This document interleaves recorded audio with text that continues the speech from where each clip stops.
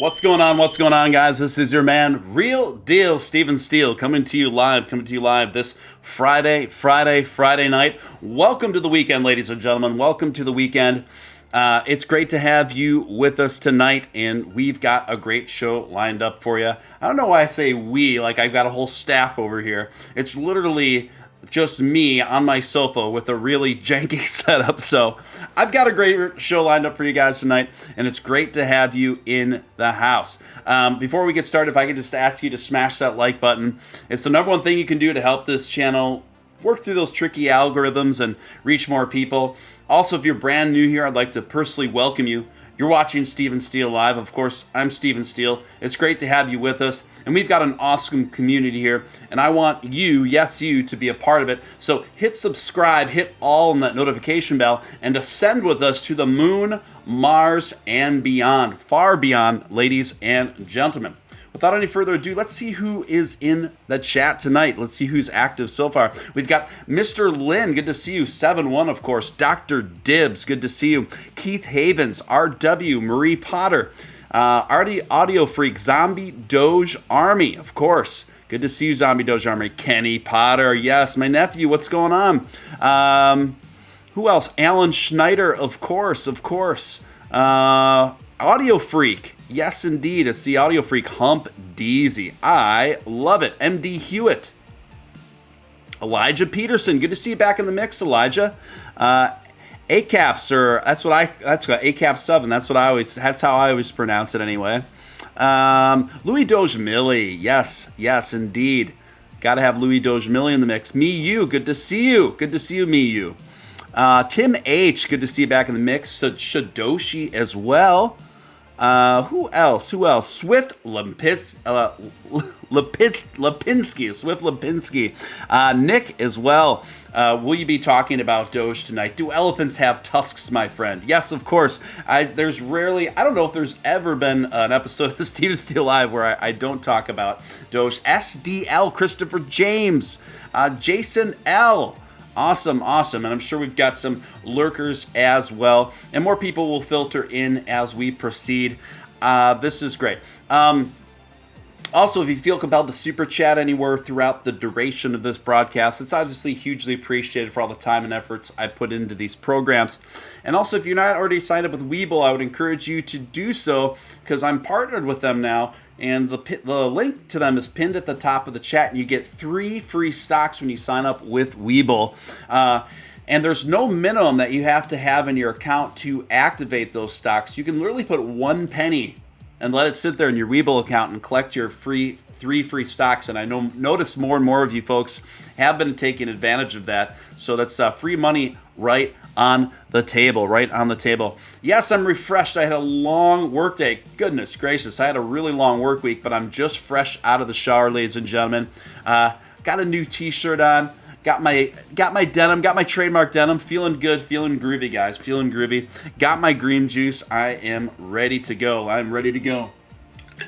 Thank you, guys. Thank you for the praise. Mr. Cheese is in the house. Charles Edward Cheese. Good to see you in the mix. All right, guys. Let's just get down to it, boppers. Top of the storyline tonight. This comes courtesy of Marca.com. Dogecoin. Why is this Elon Musk's favorite cryptocurrency? And someone asked in the chat, Mr. Steele, will you be talking about Dogecoin tonight? Of course, my friend. It's at the top of the hour here. Why is this Elon Musk's favorite cryptocurrency is the name of the article. And it goes on to explain the backstory and kind of the evolution of that kind of led to Elon Musk's affinity for Dogecoin. I thought it was a really interesting read here. Let me read just a bit of it, and then I'll share my thoughts. The 50-year-old entrepreneur did explain last year the main reason behind his decision to support Dogecoin after repeatedly mentioning in the past that he collaborated with its developers. This direct quote from Elon Musk: "Lots of people I talk to on the production lines of Tesla or building rockets at SpaceX own Doge themselves," Musk wrote on Twitter. "They aren't financial experts or Silicon Valley technologists. That's why I decided to support Doge. It felt like the people's crypto. Yes, indeed. Back in May 2021, Musk didn't hesitate to joke that Dogecoin could actually become a reserve currency in the future. The point of Dogecoin was invented as a joke, essentially to make fun of cryptocurrency, he told TMZ. However, fate loves irony. What would be the most ironic outcome? The currency that started as a joke, in fact, becomes a real currency. To the moon, he said, of course. And now, just a couple of months ago, Musk said in an interview that he gave to Time magazine that he would favor the introduction of Dogecoin as a transactional currency over the more popular Bitcoin. Fundamentally, Bitcoin is not a good substitute for transactional currency, Musk said. Even though it was created as the silly joke, Dogecoin is better suited for transactions. The transaction volume of Bitcoin is low, and the cost per transaction is high. At least at a space level, it is suitable as a store of value, but fundamentally, Bitcoin is not a good substitute for transactional currency. And it goes on, guys, and it goes on. And of course, this comes as no surprise to those who listen to The Real Deal, Steven Steele. These are themes that I've talked about repeatedly since I started this channel a year ago, right? And it's great to see that the narratives that we often discuss here have finally permeated the mainstream to the point of being featured from Elon Musk himself when addressing Time magazine as it relates to Bitcoin and Dogecoin. These are things we've been echoing here for a long time. But it's great to see, and it's great to see bigger and bigger media outlets kind of catch up to the curve, so to speak, and talk about these things. Now, I saw a panel, I believe it was on The Motley Fool.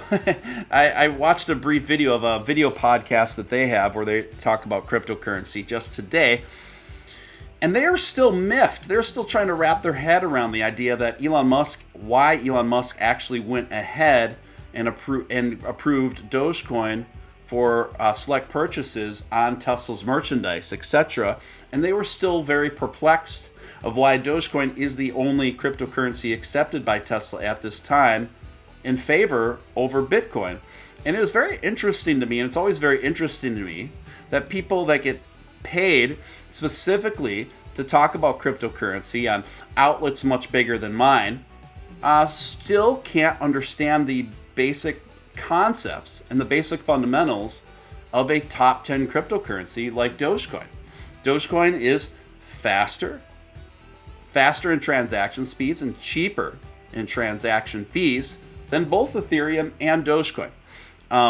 It has been optimized to a degree that I believe it's ready to hit the ground running for the masses in a transactional space, in a retail space rather, and it's ready to go. And I think that's going to keep getting optimized. In fact, it wasn't so long ago that my friend and core Dogecoin developer Ross Nickel, when I had him here on the show, I asked him, one of the questions I asked him, I said, now what can we expect from the next Dogecoin update? What can we expect from the next Dogecoin update?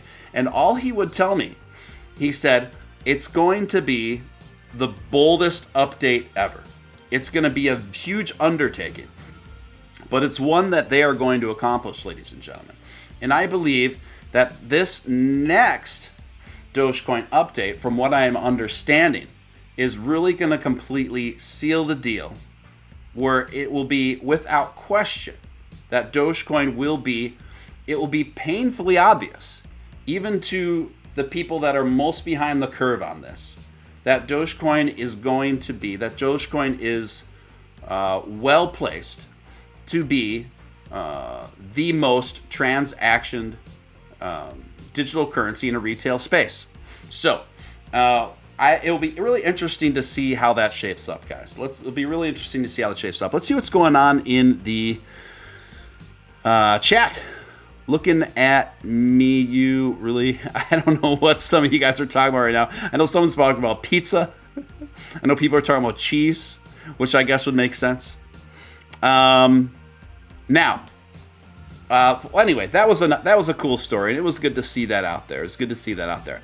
Next story on FX Street, coming in again with a very, very bullish headline. Check this out, guys. Dogecoin price to provide a buying opportunity before Doge explodes to, get this, 55% increases.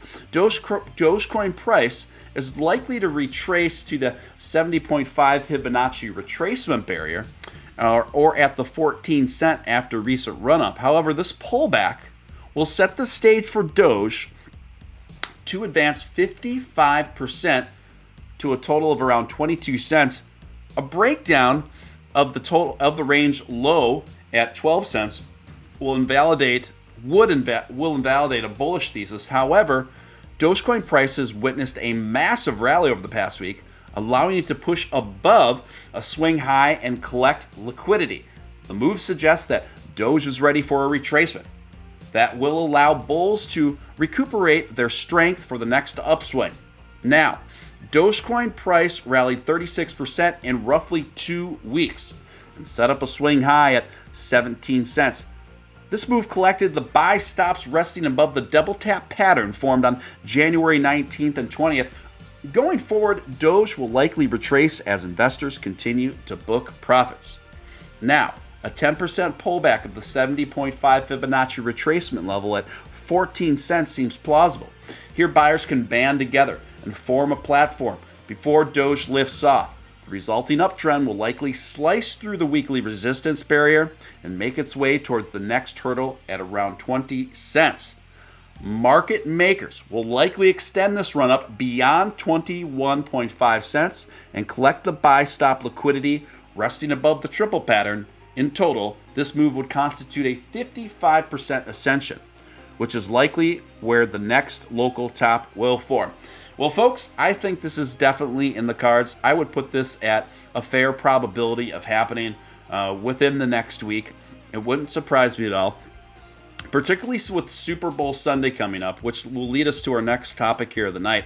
By the way, Zombie Doge Army, popping that cherry for tonight with the first super chat of the night, giving me a rock and roll. Sir, I see your rock, and I give you the lock to your rock. And so thank you, Zombie Doge Army, for the first super chat of the night. Appreciate you, man. Always appreciate you. SDL saying in the chat, I think Doge 1 launches in March. Yes, March is looking like the most probable time window for that to occur. Speaking of which, I really need to get the CEO of the Geometric Energy Corporation back on here to discuss that. He's an incredibly busy guy, so it may be a challenge to get him in here before the Doge launch, Doge 1 launch, but I am going to do my darndest to do it. Plus, you guys, I'm going to have a whole fleet of guests that I'm lining up right now that I will be announcing soon. Going to have some great guests on the show, and I'm excited to share that with you within the next few nights, what that's going to look like. Chica Doge, Tico Doge, a screen name so nice, you gotta say it twice. Steve, I'm not happy to see Doge here. It's a shame that it's so cheap. Yeah, you know what? Turn that frown upside down, guys. I guess I'm not bothered by it at all. The first thing you need to do when you get discouraged by your favorite position, right? The state of your favorite position, what do you want to do? What I always say you want to do? Well, you want to look at what the rest of the market is doing. Friends, Bitcoin right now, as we speak, is trading a little bit closer to 42,000. It's down almost 2% for the day and down slightly over the last hour. Ethereum is down 4%, a whopping 4% for the day, trading under 3,000. Let's see. Heck, even XRP is down 5% for today. Solana down 7% for the day.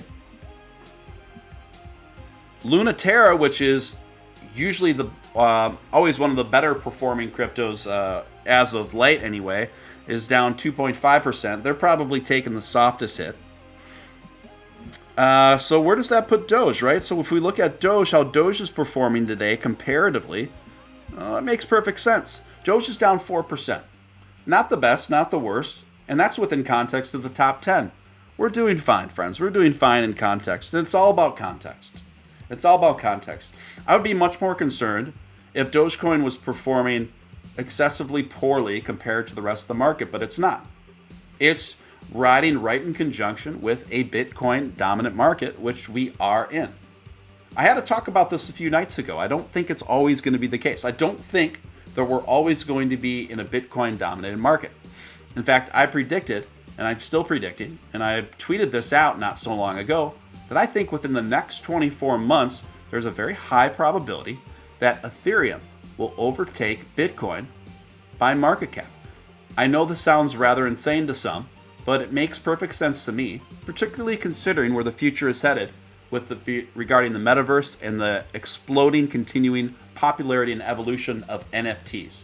Obviously, Ethereum is the number one go-to utility coin for both of those sectors, where Bitcoin is just kind of hanging out, not able to really offer anything or much of anything in those sectors. Now, nothing against Bitcoin. I'm an investor. I encourage people that it's probably a good idea to hold some Bitcoin, and I believe it's going to be a fantastic continued appreciating value, and one people even getting in now will be able to make a good chunk of change on over the long term. But that doesn't take away from the fact that I do think the days are numbered for Bitcoin dominance. Let me pivot to a super chat from Doge Extra, coming in with a $20 super chat. I love it. Put a pep in my step. Thank you for helping to keep the lights on over here at Steele HQ. Doge Extra will be launching on YouTube this month, so get ready to be blown away. Going to be out of this world. So it sounds like Doge Extra is launching his or her own YouTube channel. Yeah, keep us posted, and I'm looking forward to checking out your content. Thank you, and thank you for the super chat. And I wish you the best on your channel. Let's see here. Let's go to the next story, guys. This one's wild. By the way, if you haven't clicked that like button, I gotta plug it. I gotta say it, because it's honestly the number one thing you can do to help out a smaller channel like mine is hit that like button. So if you haven't done it already, if you could please take a second to do so, hugely appreciate it.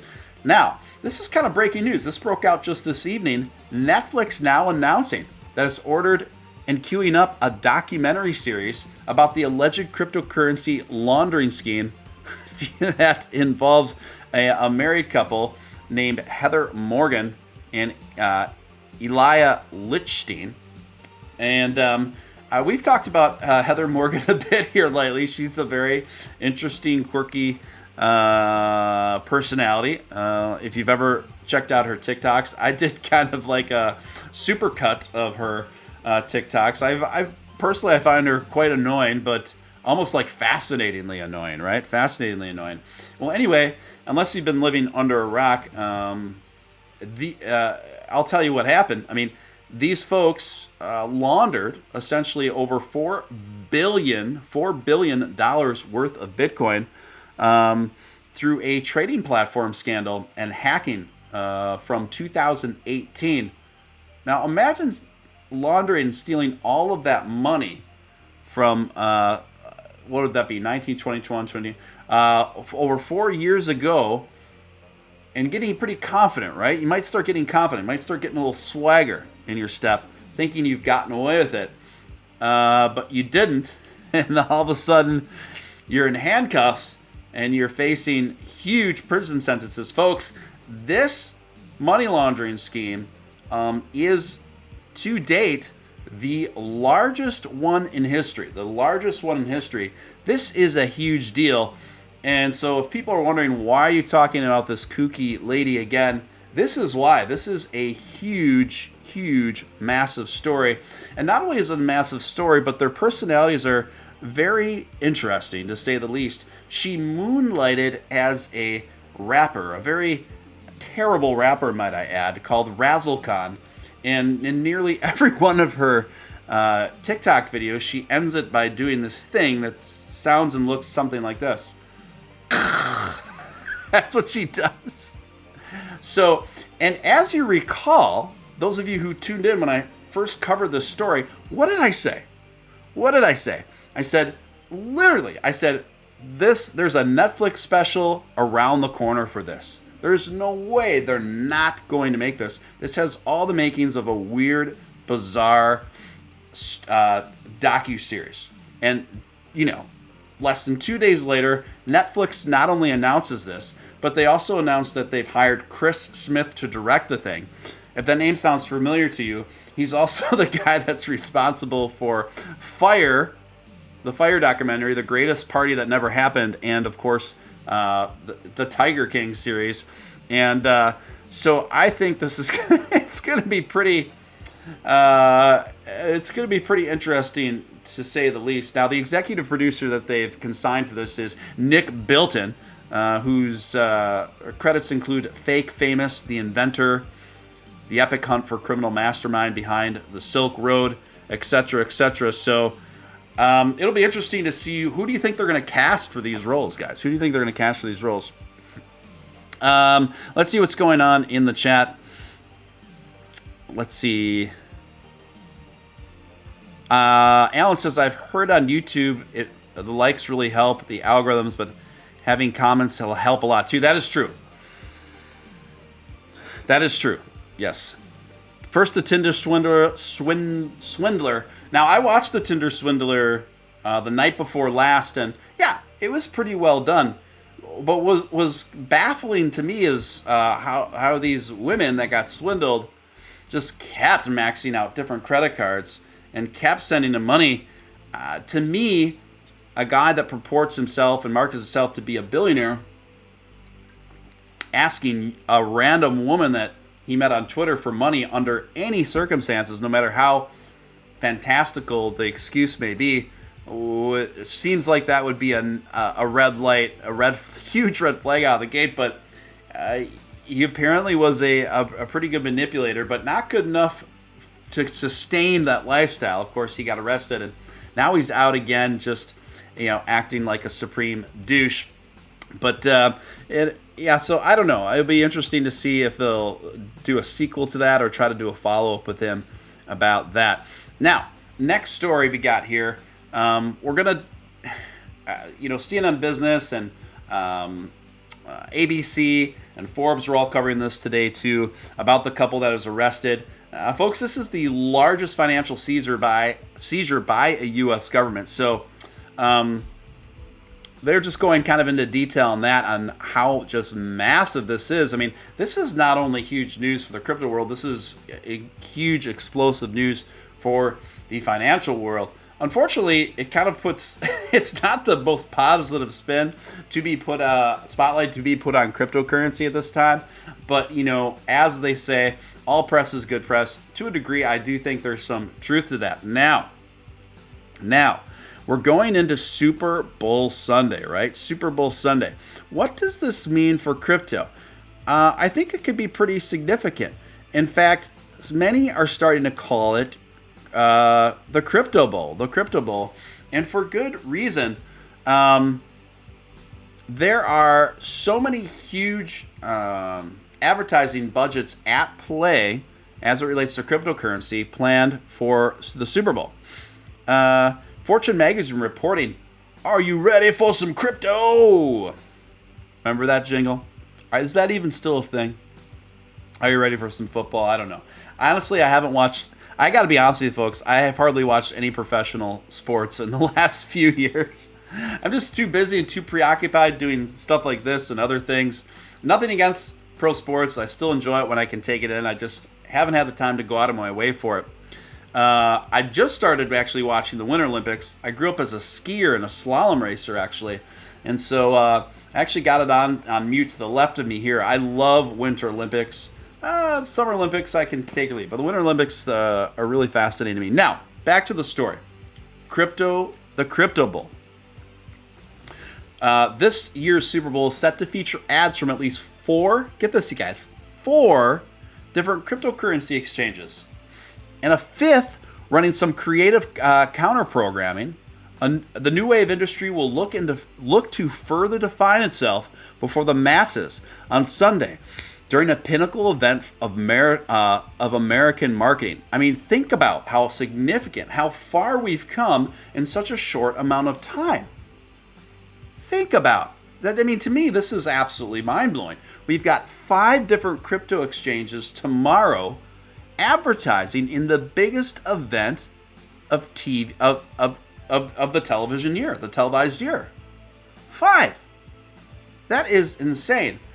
I think that Dogecoin will at least be mentioned and get some airtime, and at least one of these commercials. So by proxy, I do have a strong feeling that Dogecoin is going to get some publicity during the Super Bowl this Sunday. Now, think about what this symbolizes and what this means towards the adoption and mainstreaming of cryptocurrency in the United States specifically, let alone the world. This is really pretty astounding. Now, this is something to consider, folks. This is something to consider. This is typically kind of a little bit of a rough patch for markets as far as the time of year goes. That being said, we could see a pretty significant surge all across the market from Bitcoin on down as a consequence of Super Bowl Sunday. As a consequence of Super Bowl Sunday just being completely taken over by crypto-related messaging and marketing. We could see a very significant new flux of, new investors come into the fold as a consequence of what's going to transpire on Sunday. Another thing to consider, you guys, is the fact that many times market bumps will happen due to the anticipation of the event more than what happens on the actual event day itself. So this could also happen too. So for those of you who are wanting to maybe thinking about taking some profits or doing a bit of shorting, a bit of short trading, you might want to consider that. We could see a very significant, or fairly, maybe not very, but fairly significant market boost come as soon as tomorrow instead of Sunday. I don't know how it's going to play out. I do think that there is going to be a bit of a boost at the very least, but I think it's going to be more significant than a bit of one. It's just a matter of if it's going to happen tomorrow or on Super Bowl Sunday itself. And then there's always the question, once there's a new flux of investors coming into the space, there's always kind of an after effect bump that seemingly comes out of nowhere, but it's not coming out of nowhere. It's coming as a consequence of new people, new investors coming into the space and signing up and waiting to get activated. And then they start trading, a week or so later. We've seen this happen a few times as well. So don't count out that being a factor additionally. So it's going to be a very interesting weekend, to say the least. It's going to be a very interesting weekend, to say the least. Who do you guys think is going to win the Super Bowl? The Rams or the Bengals? Which one do you think is going to pull it off? Let me know in the chat.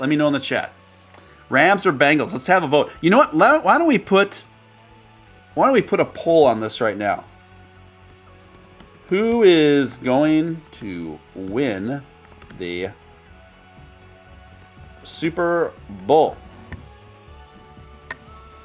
We're going to do Rams, Bengals. Bengals, it makes me think of the quintessential girl group from the girl 1980s group from, the 80s. The Bengals. I like the Bengals. They are most well known for Walk Like an Egyptian. I believe there's a Weird Al or some other version called Walk Like an Erection. I remember giggling along to that as a young boy. Now, Dawn May is coming in with some big energy. I love it. $50, make you holler. Speaking of which, sorry, my prawn name is still showing. LOL. I need to fix that. Haha. Looking good, Steven. Thank you, Dawn Mays, aka Donna Tabuki. Everyone give a huge round of applause. Thank you, Dawn Mays. I don't know, I kind of like Dawn Mays. Dawn Mays. Yeah, I kind of like the alter ego name Donna. Anyway, thank you so much for the generous super chat. Thank you for literally helping to keep the lights on over here at Steele HQ. And it's honestly donations, super chats like yours that make it possible for me to make as much time streaming as much as I do. So hugely appreciate that. Hugely appreciate it. Thank you so much, guys. Get your votes in now. Who is going to win this year's Super Bowl? The Rams or the Bengals? Rams or Bengals? We're going to keep this poll going for 20 minutes and 20 minutes only. And you know what's exciting about this poll is when I read the end results in 20 minutes, that is actually who's going to win on Sunday. That's actually who's going to win on Sunday. So we're literally deciding the fate of the Super Bowl here on Steven Steele Live. And so stay tuned for that one. Esteban, good to see you, Esteban. Bengals because the QB said he wants to win the Super Bowl in honor of Harambe. Did he really say that? If he said that, I think I might be a Bengals fan. That's funny. Remember the whole Harambe craze from a couple years ago? They even made some really funny songs about it. Some of which I really shouldn't repeat the lyrics to. Diamond Hands Danny. Any relation to Diamond Hands Freddy? Steven, what are your thoughts on Doge? Say around summer this time. Just like to hear your thoughts. Well, thank you for the question. It's really hard to quantify for as volatile as the market's been. Define almost every technical analysis expectations. But if you're asking me, if you're pressing me to put a prediction on where Doge will be riding by this summer, wouldn't surprise me if it's over $1, frankly. But I would put it by the summer. I'd put a modest guesstimation, somewhere around 70 cents. But it could be above that. Of course, it could fall short. But that's kind of where my sentiments are with it. I think the news that's coming in and the consequence of mass adoption to what is transpiring around Dogecoin is likely to have pretty massive consequences in favor of increasing Dogecoin's value. Most notably, Tesla's full acceptance of Dogecoin, which I believe is going to happen very soon, within the next 2 months here. I believe that we can expect that to happen, particularly since Robinhood has now been rolling out wallets to the first people on its waiting list, and hundreds of people now reporting that they are able to send and receive Dogecoin with ease on Robinhood. So it sounds like the wallets are working fantastically. Now it's just a matter of getting them all rolled out to everyone on the waiting list. And I think that's what Elon's waiting for. I think he's waiting for those Robinhood wallets to be more established, to get rolled out to more people before he makes such an announcement. As I've said many times before, Robinhood is home to over 30% of all Dogecoin holders on the planet. That's a super huge, significant chunk.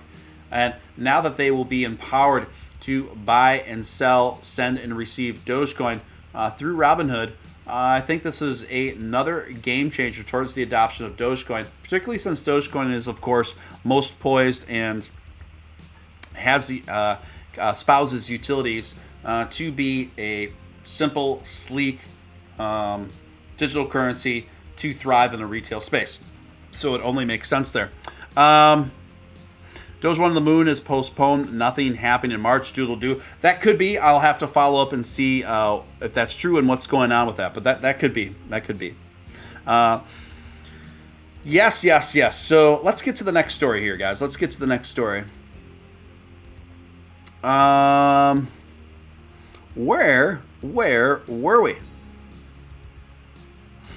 Oh yeah, CoinDesk reporting. Were the alleged Bitfinex launderers planning to escape to the Ukraine?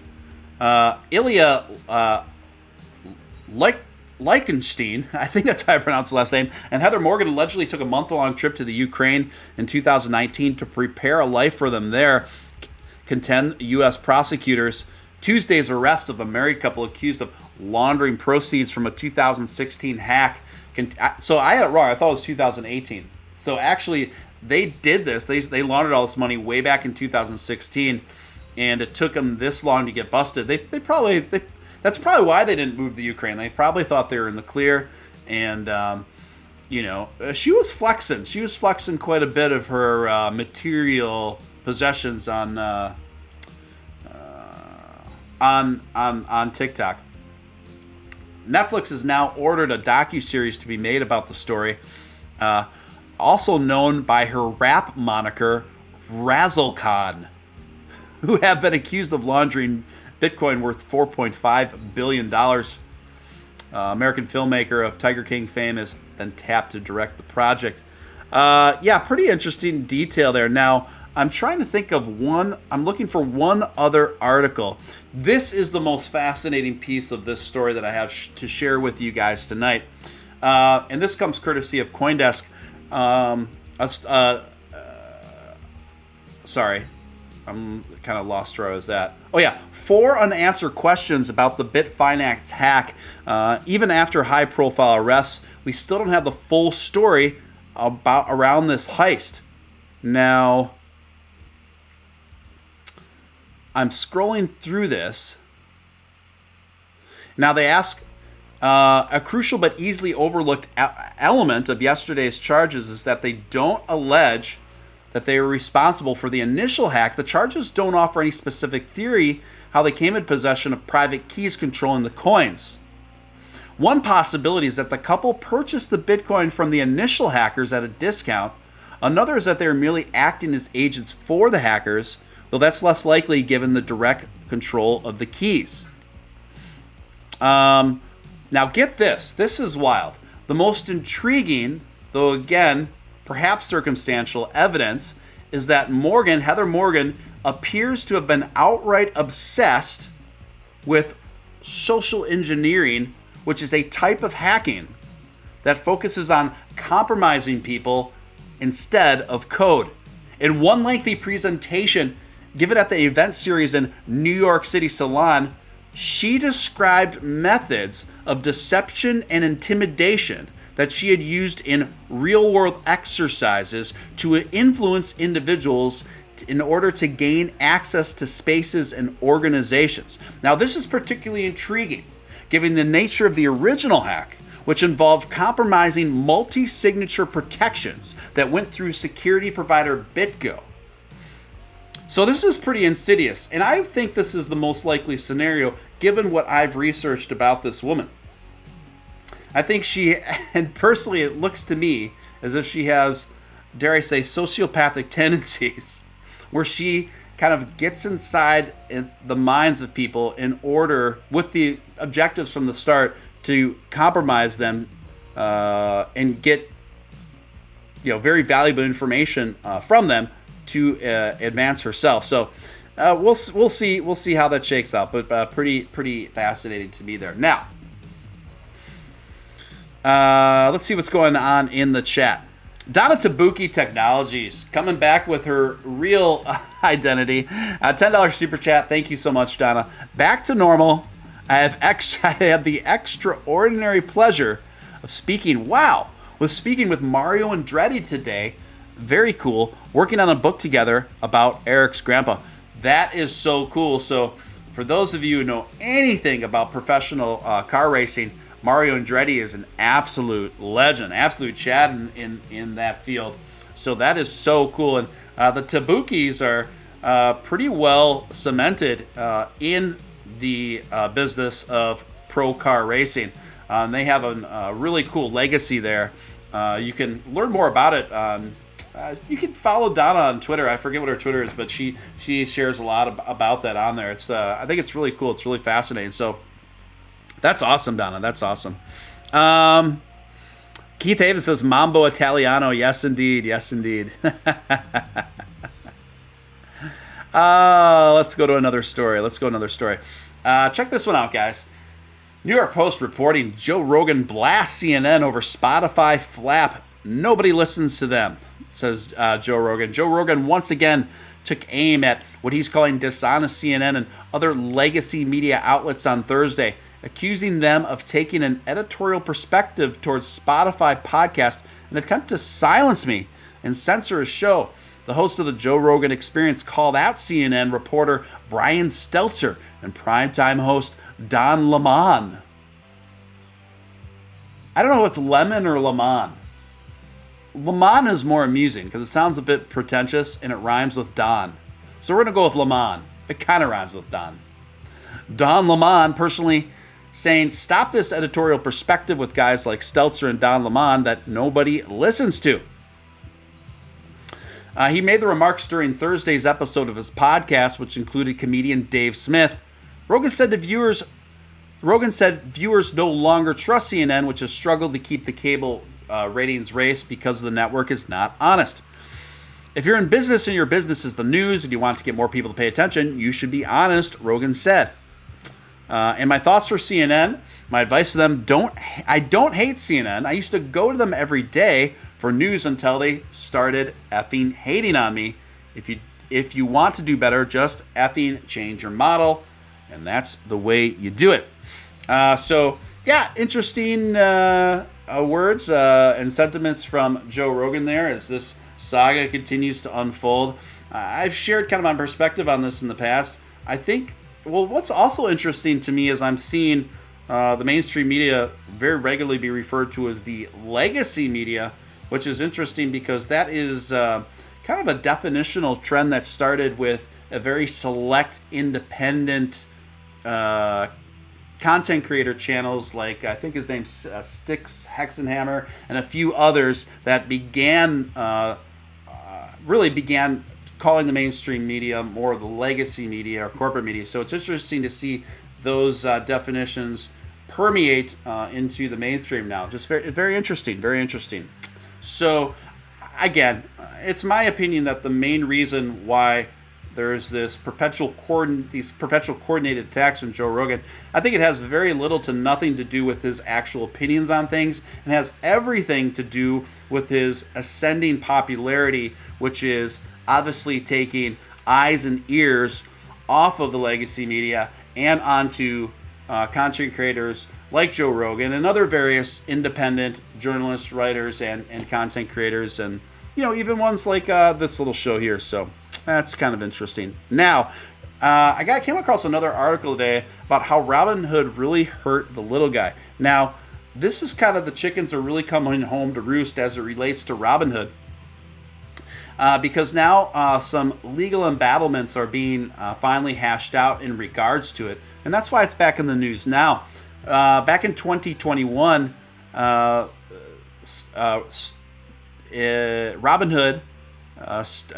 started... sorry, I'm just losing my... This article and the way it's written and the way it starts, it asks a lot of rhetorical questions, so it's a very bizarre way. Very bizarre writing style, so I had to kind of figure out what's going on and skip ahead. So anyway, they're essentially talking about in this article how Robinhood essentially throttled people's buying power and decisions as it related to GameStop and even AMC and a few others at the time. Now, this is during the apex of the influence of the stonks movement, and Robinhood actively throttled people's ability to buy these stocks. And of course, this bled over to Dogecoin as well. They did the same thing to Dogecoin when it first rose over a 24-hour period from around, I believe, 2.5 cents to about 8 cents, which was tremendous particularly back then, a tremendous rise. During that time, Robinhood deactivated the buy button for Dogecoin as well, with not even really an excuse as to why. Now, this lasted even for a couple days until Dogecoin settled down. Now, the first reflexive excuse towards this happening from Vlad Tenev from Robinhood said that it was a liquidity issue. Then he later went on in a series of interviews to say there were no liquidity issues. So this really led to just an astounding lack of transparency, apparently, as it relates to its user base. Since then, Robinhood has been desperately trying to curry and win back the favor of its user base and win back the trust of its user base. I have to say that Vlad has made, particularly as it relates to Dogecoin, has really gone out of their way to try to endear themselves to the Dogecoin community and to the crypto community at large. it's kind of bittersweet too, because I also have to give it up for Robinhood because they were the first huge major exchange to platform a cryptocurrency like Dogecoin. So, it's kind of a bittersweet thing. But if I had to guess what really happened there as it relates to Robinhood is maybe it wasn't even so much Vlad, but that the other folks at the top involved in Robinhood there, kind of the orders came down from on high. But you can't do that. When you consider how many just everyday investors could have really made some life-changing gains there and were prohibited from doing so due to Robinhood's seemingly nefarious activity there, it's very unfortunate, and that's where they really did screw the little guy, screw the everyday worker, and they really did there. They went further than encouraging even the enumerate to regard themselves as investors. It just goes on, and the investigations keep going on and on. So we'll see how that shakes out, and I'm going to keep an eye on that as it continues to evolve there. Next story, guys. This is pretty interesting. Let me see what's going on in the chat. By the way, you have 3 minutes left to vote on who's going to win the Super Bowl for this Sunday. 3 minutes left, guys, to decide the fate of this Super Bowl Sunday. The fate of Super Bowl Sunday is in your hands. This is an interesting article I came across about Nikola Tesla. Nikola Tesla, the infamous genius investor of many years ago.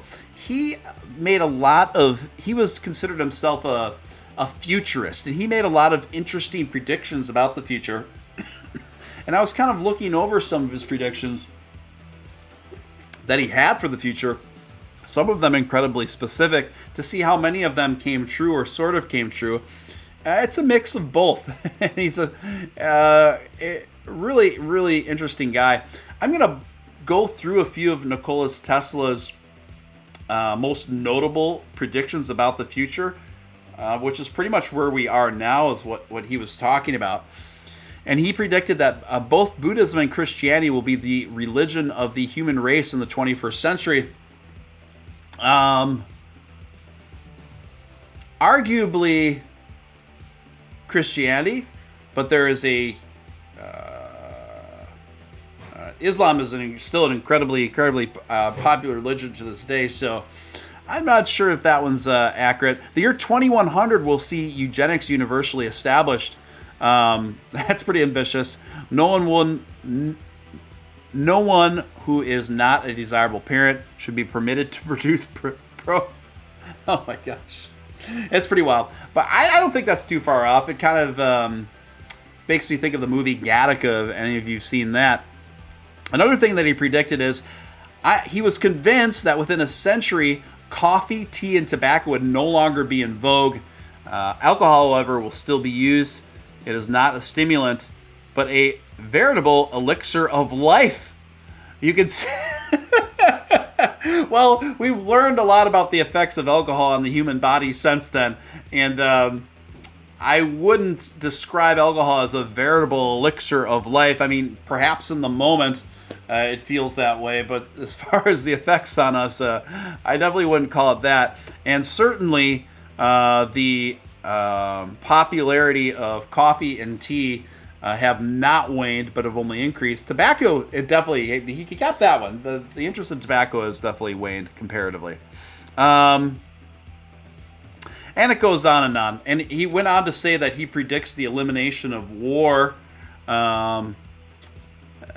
which would be great. But I don't know. I just thought that was interesting. I kind of, on the side, I like to study futurists, current and from the past. So there, let's see. Alan says, then a lot of Tesla notes were stolen by the CIA and FBI after he died. Yes. Alan Schneider, Tim Pool, Crowder, Shapiro, Luke, a few others. I watched most of it. Oh, you're referring to independent content creators. I got it.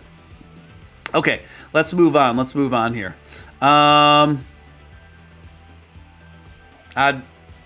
Daily Wire is now reporting that Elon Musk's Starship could reach orbit this year, guys. This year. Speaking at a press conference on Thursday, Elon Musk declared that his Starship rocket could successfully be launched into orbit by the end of 2022. Musk stated optimistically, toward the end of the new year, I would be surprised if it's even any longer than 2 years for doing the refilling.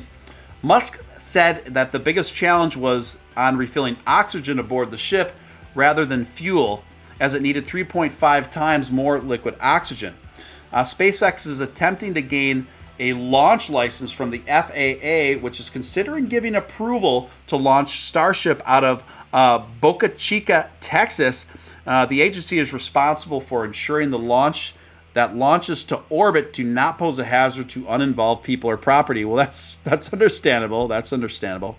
So yeah, Elon Musk now predicting that the launches straight into orbit from the Starship will take place within the next 2 years. So very interesting new information there.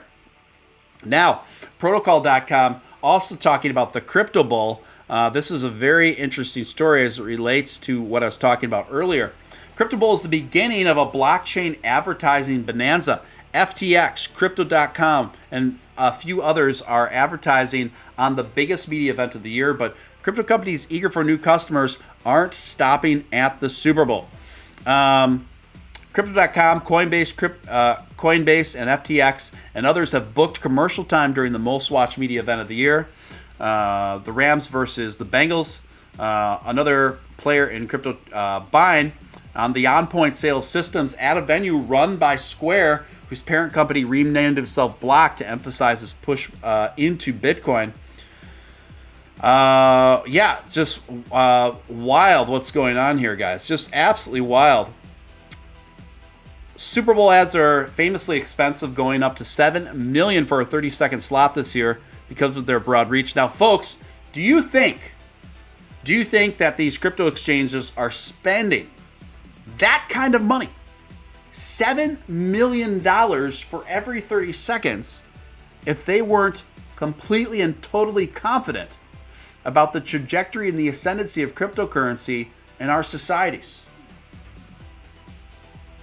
What kind of company makes those kinds of moves that spends that kind of cake? Very confident ones. Ones with seasoned marketers. Ones with seasoned data analysis. That's who. They know where things are going.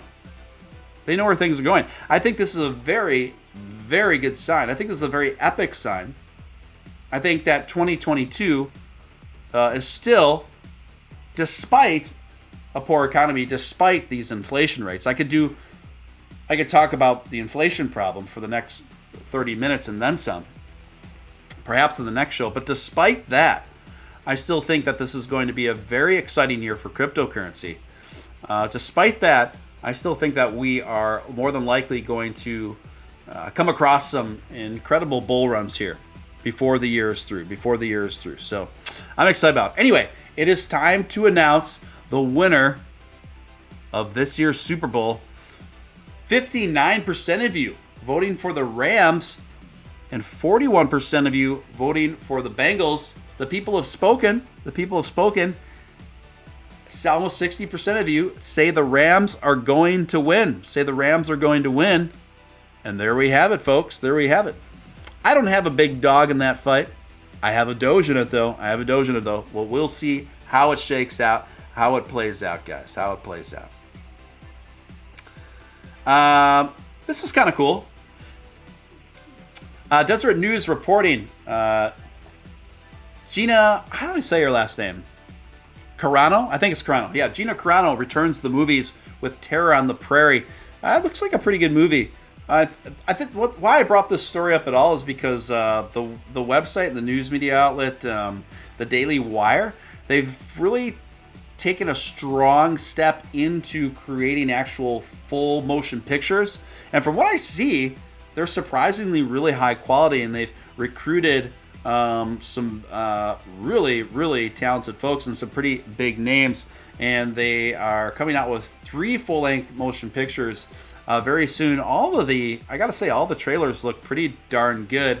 Now, some may be concerned about the Daily Wire since they definitely have a political bias over there that perhaps their films would too. But from everything I've seen, that's not really the objective.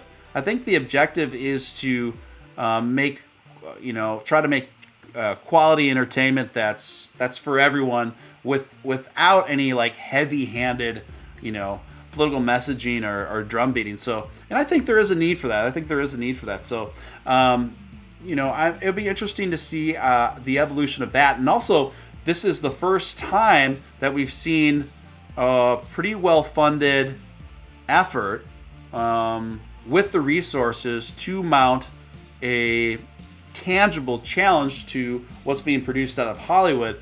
I believe that this is just the beginning, folks. I believe that this is just beginning of what I believe is going to be a sort of media and entertainment media revolution. We're going to start seeing, I believe, a lot of upstarts attracting a lot of talent that's going to give people alternatives. It's my opinion that Hollywood is become kind of a dated model. And incredibly predictable, and incredibly, I think they've overplayed their hand, frankly. I think they've overplayed their hand, and I think more and more people are wanting alternatives. And so, be interesting to see the evolution of that and how that plays out. Now, Wall Street Journal.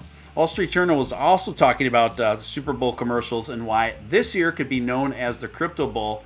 So what's interesting to me is we're seeing the mainstream media pretty much all refer to Sunday's Super Bowl game as the Crypto Bowl, which is incredible. It's just incredible. I mean, this is what it's being dubbed. It's almost, at this point, it's just as much about the commercials and the marketing campaigns as it is about the team. So it'll be really interesting to play it out. Just to summarize, guys, keep a very close eye on the market over the next 48 hours, because tomorrow could actually be where we see the market bump, much more so than Sunday. And I would lean that's probably going to be the most likely scenario. So if you are looking to, take profits or, do some kind of day trading techniques, tomorrow is likely going to be the day. And the reason why I say that is because, crypto history shows us that the anticipation of a bullish event is actually has a more profound impact on the market than the event day itself. A most notable example, of course, would be when Elon Musk hosted Saturday Night Live. So I'm just saying, be very aware. Be very aware of what the market is doing, because tomorrow could be the most bullish day of the week as it relates to the Crypto Bowl. Could be. So it'll be really interesting to see how this all plays out. Let's see what's going on in the chat. Some pretty spicy talk in there that I'm not going to say.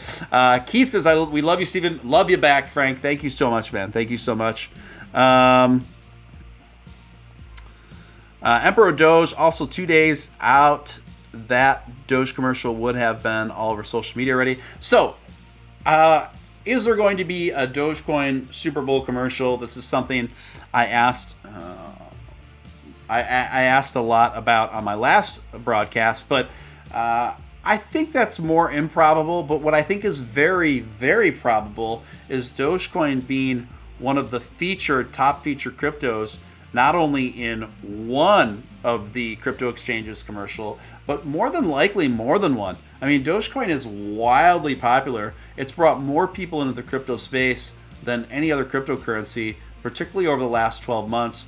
And so that alone should tell you that there's plenty of monetary motivation for these exchanges to feature Dogecoin in their Super Bowl campaigns. So it wouldn't surprise me if that's the case. Now, I got one last thing to share with you guys. I have been selected to be a recipient for the beta testing of the Doge card, essentially the Doge credit card. And I will be receiving that in just a few days. I have a beta tested app that I've been given access to on my iPhone. I have to say, from what I've been seeing so far, it's very intuitive. It's got a very stylish layout. I think it's very user-friendly. But I will continue to keep you guys updated on that, on my unbiased review of that. I'm not getting any monetary compensation to mention that or talk about that. They just reached out to me and asked me if I would like to be one of the beta testers for that. So I'll keep you guys posted on that. Anyway, I'm going to wind this one down. I want to thank each and every one of you guys for tuning in. I love and appreciate each and every one of you guys. It's about midnight in my neck of the woods. I'm going to have a bit of dinner. I'm going to do make a little song, have a little dance. Batman's head on a lance. No, that's Jack Nicholson, 1989. Anyway, thank you guys so much for tuning in. I hope you enjoyed yourselves. I know I did. And don't be a stranger. I know you won't be. If you don't follow me on Twitter, get on over there. I'm very active. I love to stay in touch with everyone that watches the show over there. That's _. Until next time, this is your man, Real Deal Steven Steele, signing out. Thanks again, guys. Love you.